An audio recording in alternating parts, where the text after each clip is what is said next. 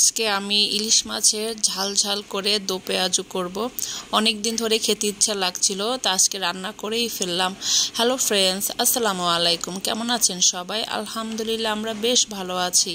প্রথমে আমি ইলিশ মাছটা ভালো করে ধুয়ে নিয়েছি। এখন লবণ হলুদ দিয়ে হালকা করে ভেজে নিব। আর আমি এখানে হলুদটাও হালকা করে দিয়েছি, কারণ রান্নাতে যেহেতু একটু ঝাল একটু হলুদ থাকবে, এজন্য এই প্রথমে আমি একটু কম হলুদ দিয়ে ভেজে নিয়েছি। আর রান্নাটা আমি কিন্তু সরিষার তেল দিয়ে করব। তা আমি সরিষার তেল প্রথমেই দিয়েছিলাম, আমার কাছে একটু কম মনে হয়েছিল, এজন্য আমি আরেকটু দিয়েছি। আর এখানে বেশি করে পেঁয়াজ দিয়েছি, প্রায় মেজারমেন্ট কাপের 2 কাপেরও বেশি হবে পেঁয়াজ। যেহেতু দো পেঁয়াজ, এখানে পেঁয়াজ একটু না দিলেই কিন্তু হয় না। এখন আমি কয়েকটা কাঁচামরিচ দিয়ে দিয়েছি, একদম মাঝখান থেকে করে দিয়েছি, কেটে দিয়েছি যাতে করে ঝালটা বেরিয়ে যায়। আর এখানে আমি 3 চামচের মতো লাল মরিচের গুঁড়া দিয়েছি, একটু ঝাল ঝাল করব এই জন্য। আর এখানে আধা চা চামচের মতো হলুদের গুঁড়া দিয়েছি।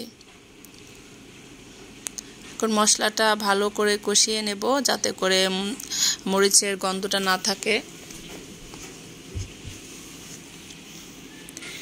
এর সাথে আমি একটু ধনিয়ার গুঁড়াও অ্যাড করে দিয়েছি। এখন হালকা একটু পানি দিয়ে মশলাটা ভালো করে কষিয়ে নেব। এই মশলা কষানোর ভেতরেই কিন্তু মজাটা থাকে, সেটা মাছ মাংস যে কোনো রান্নাই হোক না কেন। আবার আমার কষানো হয়ে গেছে, এবার আমি আরেকটু পানি দিয়ে আরেকটু ভালো করে কষিয়ে নেব। আর এই পর্যায়ে আমি মশলার উপরেই মাছটা দিয়ে দিব, যাতে করে মাছটা একটু মশলার সাথে কষানো হয়ে যায়, ভাজা ভাজা হয়। মাঝে মাঝে কিন্তু এরকমের অনেক ঝাল করে রান্না খেতে কিন্তু খুবই ভালো লাগে।